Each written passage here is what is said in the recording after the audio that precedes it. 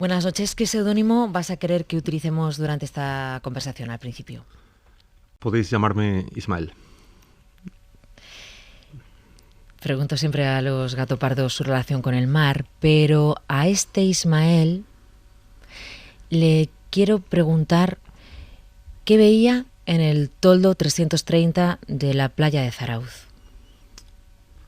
Pues el mar seguro, porque estaba enfrente. Pero nada, muchas más cosas, ¿no? A amigos muy queridos, a familia.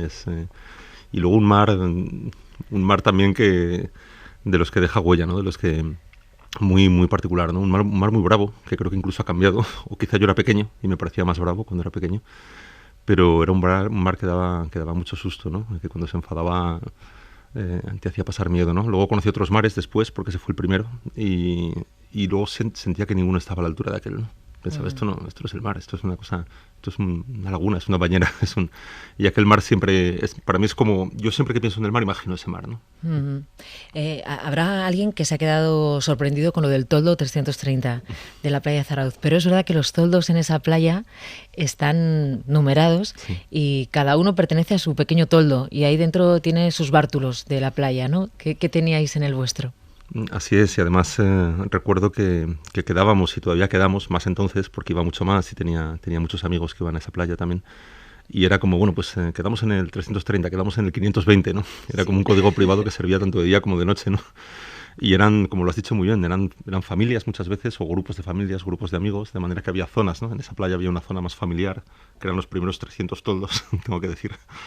Una zona más para la gente joven cuando querías cierta independencia. O sea, la madurez era separarte de tus padres y era pasar del 330 al 520. ¡Qué bueno! Sí, todo estaba completamente no reglado, era natural, o sea, tú lo vivías de manera natural, ¿no? Y en esos toldos, pues nada, lo que hay en cualquier toldo, imagino, desde luego, pues la ropa, pero bueno, también, en fin, no sé, también ahí te cambiabas, ¿no? Se cambiaba la gente, Y era un espacio de día familiar, pero también en la noche pues es donde se hacían las fiestas, las celebraciones, ¿no? Uh-huh. Aquellas, hacíamos sangriadas que se hacían excavadas en la arena de la playa, ¿no? Que era una maravilla, hacías un agujero de 1 metro de profundidad o de medio, ponías un plástico y ahí preparabas la sangría, ¿no? Porque el frío de la arena húmeda la conservaba fría toda la noche. ¿Por qué Fernando León de Aranoa ha elegido como seudónimo Ismael, haciendo alusión, entiendo, ¿no?, a una novela que también tiene mucho que ver con el mar? Sí, pues es verdad que ha sido así, es coincidencia, está el mar ahí también, ¿no? Sí, pues porque es uno, bueno, pues porque qué hay mejor que los personajes de ficción, ¿no? Para verse uno reflejado en ellos o para aspirar a ser como ellos, ¿no? Yo como lector, pero también cuando escribes historias, también, no sé, se dice a veces, ¿no?, que uno escribe los personajes, creo que hay que escribir el personaje que temes ser, pero también a veces escribes el personaje que te gustaría ser, ¿no? O sea, al final son como una proyección, no de lo que eres casi nunca, pero sí de lo que quieres, de lo que deseas o de lo que temes, ¿no? De lo que temes incluso ser tú mismo. Y en este caso, pues en ese personaje de ficción maravilloso, ¿no?, de Moby Dick, pues es uno de esos personajes que dices, bueno, ¿quién no habría querido ser parte de la tripulación de ese barco, ¿no? De un momento como ese, pero sobre todo de ese barco en concreto, ¿no? Del Pequod, del barco de Acap. Fernando, tú naces en Madrid, sin embargo, San Sebastián está muy vinculado con tu infancia y con tus recuerdos familiares. ¿Qué ibais allí en verano? ¿Teníais allí familia? ¿Cómo era? Sí, tenía y tengo familia todavía, ¿no? Pero sí, ahí vivía, vamos, mi amona, ¿no?, mi abuela materna, y íbamos mucho, ¿no? Como yo creo que es la historia de muchas familias, ¿no? Mucho más al principio, había ese momento de tu vida en el que vas en Navidad, en Semana Santa, en verano, y luego esos tiempos se van acortando, ¿no? Luego iba cada verano de mi vida, ¿no? Es el lugar al que tengo asociada mi adolescencia, en realidad, ¿no? Ese momento tan divertido de descubrimientos y de sustos también, es el que más tengo asociado el recuerdo de mi adolescencia, ¿no? Más que Madrid, que es donde he vivido siempre, y también está, por supuesto, ¿no? Aquí lo he vivido, pero es como que en verano era el crisol perfecto, ¿no? Ahí se concentraba todo y ahí sucedía todo lo que no sucedía en todo el año, ¿no? Era la libertad. Claro. Y sí, bueno, aparte de las vacaciones, claro, pero que permitían que pasaran y hicieras cosas que durante el año no hacías, ¿no? Hay un plato familiar que son los chipirones en su tinta, que en tu casa, cuando los comíais era por algo importante, ¿no? Era había un ritual. Buen acontecimiento. Había un ritual, veo que lo sabes todo. Estoy muy inquieto ante la siguiente pregunta. Esta todavía la puedo manejar, la siguiente no lo sé. No, es cierto. Bueno, no sé, es que sí había un ritual, bueno, había una cosa en mi familia, mi madre nos decía siempre, bueno, había un día al año que podíamos elegir el plato, más o menos. Suena todo muy estipulado, ¿no? No era tanto, pero, pero el día de tu cumpleaños, en mi caso el del mío, pues es verdad que era, ¿qué quieres comer el día de tu cumpleaños? Y yo es cierto que durante muchísimos años, o siempre pedía ese plato, que yo lo tenía asociado, no sé, como, era para mí era una maravilla, ¿no? Eso era lo que más me gustaba, era un lujo total. Y lo comíamos por mi cumpleaños y todavía hoy, cuando vas a un restaurante de eso, donde tengan algo parecido, pues lo asocio a ese momento, ¿no? Y muchas veces lo pido, tengo que confesar, porque es una comida especial, ¿no? Fernando, tú has dibujado siempre, Sí. aunque nosotros te conocemos como cineasta y guionista, pero durante muchos años tú dibujabas y no imaginabas que acabarías siendo director de cine. Fue casi casual entrar a estudiar imagen y sonido, ¿no? De pequeño, ¿esa es una imagen que muchos podrían tener de ti? ¿De un niño con un bolígrafo o con algo, un lapicero, haciendo dibujos? Sí, completamente, vamos. Yo creo que si le preguntaras a cualquiera de mis amigos de los 8, 10, 14, hasta los 16, 18, esa es la imagen, ¿no? Es lo que más hacía, es lo que más me gustaba, me divertía mucho. O sea, yo era de los cutres que en los cumpleaños los amigos les regalaba dibujos, ¿no? Dibujos míos.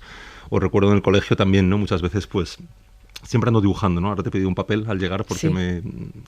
Y en el colegio, pues, era buen estudiante, pero me pasaba siempre las clases dibujando, ¿no? En los márgenes de los libros, de maneras, eran como dibujos que empezaban en los márgenes, pequeños, pero poco a poco iban extendiéndose y ocupando absolutamente todo el texto de las 2 páginas.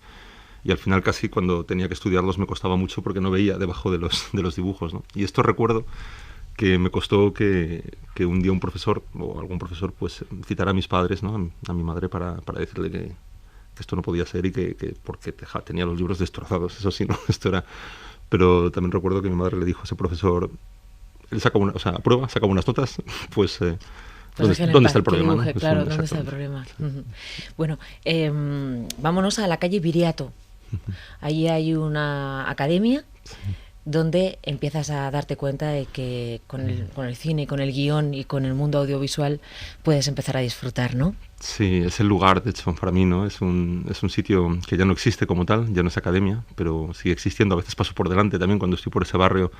Era un local encima de un garaje, un local muy luminoso y al que me llevaron un poco casi a regañadientes, ¿no? Porque yo no tenía esa pasión ni de la escritura ni del cine, no la tenía dentro, ¿no? Tenía la del dibujo.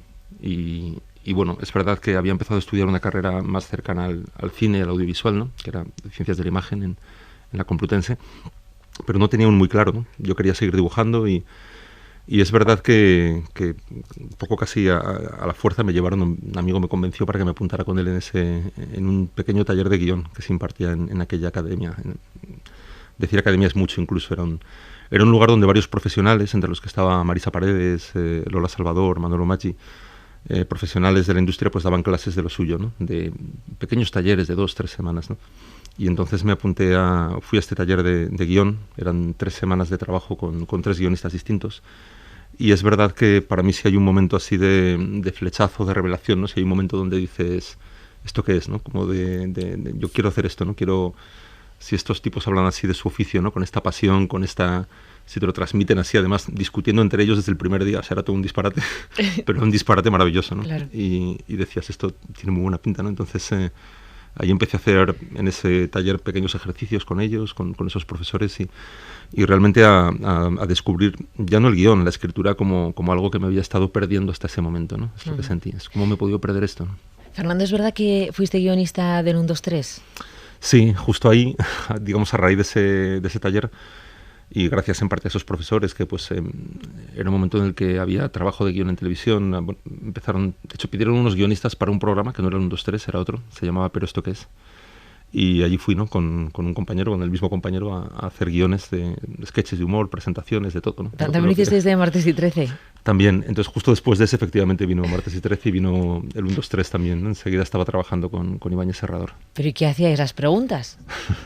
No. ¿Los tarjetones? Todo, mira, desde el tema del programa, allí se discutía desde el tema, que efectivamente era de qué va hoy, ¿no? La antigua Roma, que era un clásico, pero de repente queríamos hacer cosas más abstractas también, ¿no? Un poco como lo que haces tú aquí, la lluvia, la cama. Sí. Y eso llenarlo de contenido, ¿no? Y era desde las preguntas, ¿no? Yo creo que eso ya él tenía su propia maquinaria muy engrasada, Chicho, digo, ¿no?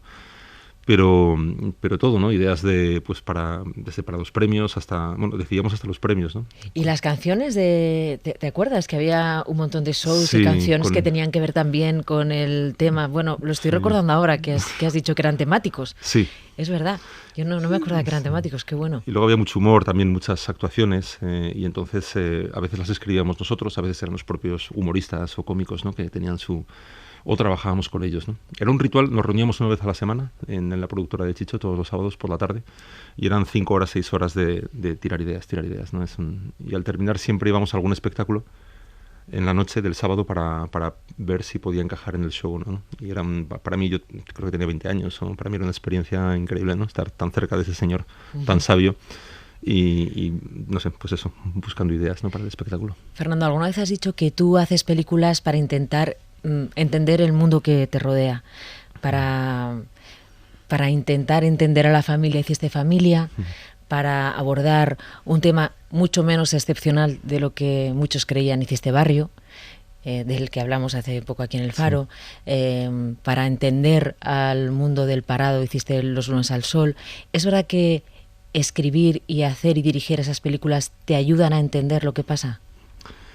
Bueno, yo creo que es quizá la mejor manera o la única, ¿no? Para los que, por lo menos para alguien como yo que se dedica a esta profesión, o sea que no, es la mejor manera, ¿no? Al final yo creo que escribir sobre algo, sea lo que sea ficción, no necesariamente periodismo, que también imagino, escribir sobre algo es la mejor manera para mí de reflexionar sobre algo, ¿no? Y muchas veces lo hago en la vida diaria también, ¿no? A veces cuando tienes un conflicto del tipo que sea, de trabajo, a veces escribes un correo no para enviarlo, sino para entender lo que te está pasando a ti y cómo te estás relacionando con ese problema, ¿no? Entonces eso llevado a las historias y al cine funciona igual, ¿no? Eso lo decía también en Bioy Casares, aquel escritor argentino, decía, yo no tengo muchas veces opinión sobre algo hasta que no escribo, ¿no? Sobre ese algo. Y con las películas pasa eso, ¿no? Yo creo que el principal motor para escribir y para hacer ficción es la curiosidad y es el interés en las cosas, ¿no? Y creo que el día que esa curiosidad no exista, ¿no? O esa capacidad de sorpresa, de extrañamiento que decía Millás también, el día que no tengas esa capacidad o ese gusto por sorprenderte y extrañarte por las cosas, estás perdido, ¿no? Como creador. ¿Y no tienes miedo de que el cine te despegue del suelo? Quiero decir, tú puedes observar desde el anonimato. Cuando ya tienes un nombre y eres una persona reconocida, el ser anónimo y pasar desapercibido para observar como pasa los lunes alguien que está en la cola del paro, o las mujeres prostitutas que están en la calle un martes por la noche. Claro, esa capacidad de observar desde el anonimato, de alguna manera no has tenido miedo nunca de perderlo. Sí, completamente, ¿no? Y incluso recuerdo momentos puntuales en los que ha pasado, ¿no? Una vez empezando a escribir algo con un compañero, ¿no? Que nos... estábamos integrados en un servicio de emergencias, de asistencia del 112 y llegamos a un sitio donde había pasado algo que finalmente no fue tan grave, pero bueno, había sido una explosión de gas, ¿no? Y me sentí reconocido inmediatamente al llegar. También era un momento después de hacer Los lunes al sol, de hacer Barrio, en ese momento donde yo a lo mejor era más visible, ¿no? Y es verdad que ese momento lo viví como con mucha decepción, ¿no? O sea, tuve que dar un paso atrás y desaparecer, ¿no? Aparte a mí me cuesta, y es verdad que lo sentí así, que sentí, esto está interfiriendo, ¿no? Con mi trabajo, con lo que me gusta hacer, ¿no? El hecho de ser conocido, ¿no? Pero también es verdad que creo que al final también los directores, por fortuna, estrenas una película cada 3 años, 2 con suerte, 3, 4 años, y es un poco efímera, por fortuna, esa fama, ¿no? O sea, que hay un momento en que sí, recién estrenada una película, la gente te reconoce más y luego enseguida no, enseguida ya eres más transparente y yo me siento un poco así, por fortuna, ¿no? Muy excepcionalmente para alguien, ¿no? Fernando León, ¿estás haciendo la vida de Sabina? Sí, este es mi año Sabina, como yo digo. Tu año Sabina, cuéntanos. Pues, ¿cómo va el proyecto? ¿Cómo van las conversaciones con Joaquín Sabina? Solo pueden ir bien, porque yo creo que es uno de los conversadores, en fin, más geniales que yo conozco, ¿no? En todos los sentidos, ¿no? Por generoso, por culto, por gracioso, ¿no? Es muy divertido realmente. Conversar con Joaquín es un placer, ¿no? Es hacerlo por ocio y luego además, pues si tienes el pretexto de hacerlo como trabajo, como en este caso, ¿no? Para ese documental que estamos haciendo. Este es un documental en el que en realidad llevamos muchos años trabajando. Yo empecé a rodar, creo que hace como 8 o 10 años con él, la composición de un disco de Vinagre y Rosas, y después también me fui de gira con él por México unos días. Y en estos años hemos estado como trabajando a ratos no. Bueno, de una manera un poco caótica, como al final creo que es la vida de un músico y en parte la nuestra también, ¿no? pero sin ninguna prisa, ¿no? No sé, encontrando los momentos y avanzando en él, ¿no? En ese proyecto. Y es verdad que ahora nos hemos propuesto este año terminar ese trabajo, ¿no? Y estamos... No tenéis fecha, ¿seguís rodando? ¿Seguís grabando y rodando o ya estáis en montaje? Estamos todavía grabando algunas cosas, pero cada vez menos, ¿no? Yo creo que nos quedan 4 o 5 rodajes puntuales y tenemos también la postproducción en marcha ya a la vez. Y entonces la idea es dentro de este año tenerlo terminado. Seguramente se verá el que viene, ¿no? Fíjate que te hemos traído a este programa dedicado al pop y estaba pensando, si el pop es la cultura popular, quizá Sabina debe ser uno de los ejemplos de cultura popular vivos más claros de este país. Pues absolutamente, ¿no? De hecho, me hace recordar, o sea, hay una cosa que en estas entrevistas, y no en las de ahora, de hace tiempo, él mencionaba una cosa que tiene mucha razón, ¿no? Él decía, él pensaba que la canción tiene que tener ese elemento, se refería, fíjate, partía de la música de José Alfredo, ¿no? De las rancheras mexicanas que seguramente no se pueden calificar como pop, o sí, porque ¿qué hay más popular que eso, no? Claro. Algo que todo el mundo canta en cuanto se ha tomado 3 cervezas, 2 tequilas, o cuando se siente anímicamente animado o lo contrario, ¿no? Y él decía eso, ¿no? Que la canción tenía que tener esas gotas para ser popular, ¿no? De romanticismo, también como de romanticismo barato, ¿no? O sea, de demagogia también, ¿no? De cursilería incluso, ¿no? Unas gotas, ¿no? Solamente unas gotas para que fueran realmente populares y llegaran a todo el mundo. Y que él lo defendía, le gusta mucho, y yo lo entiendo también, ¿no? O sea, llevado a mi trabajo al cine, hay algo de eso, ¿no? A mí me gusta mucho contar las historias, no sé, en las que creo y escribes para ti, al menos la primera versión, las otras ya no, son para el público, pero la primera es para ti, pero nunca pierdes eso de vista también, ¿no? Quieres que tus historias lleguen, ¿no? Y se conozcan, sean populares. Ya la última pregunta que hacemos a nuestros invitados es siempre ¿cuál ha sido o quién el faro de su vida? No sé si Fernando tiene alguno o algunos.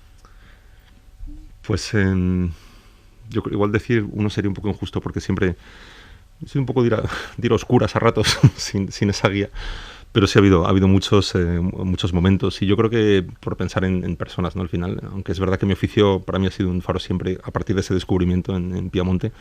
En fin, me ha servido muchísimo en lo personal también, y es lo que más me gusta. Y luego ha habido personas, claro, ¿no? Por siempre, casi siempre mujeres además, ¿no? Es pareja de muchos años, y mi hija también, mi madre. Muchas mujeres, ¿no? Pero también algún hombre, claro, mi padre también. Fernando León de Aranoa, muchas gracias por haber venido esta noche al Faro. Muchas gracias a ti, Mara, un placer.